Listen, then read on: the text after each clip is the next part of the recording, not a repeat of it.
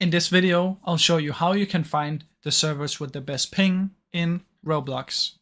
Now first what you want to do is you want to install an extension called BT Roblox.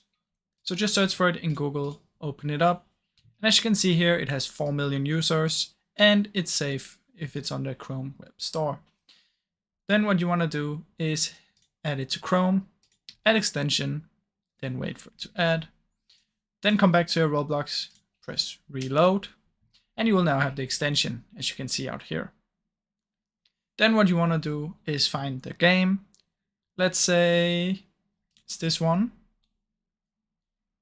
Then scroll down, find servers, and you will be able to see the ping right here. Now, as you can see, the one with the smallest ping would be this one for me. So if I join this one, it will be the best connection. That's basically how you can do it in Roblox, guys. If you want to delete the extension, you can come back here and remove, or you can click on it up here, right click on it, left click right here, and remove from Chrome.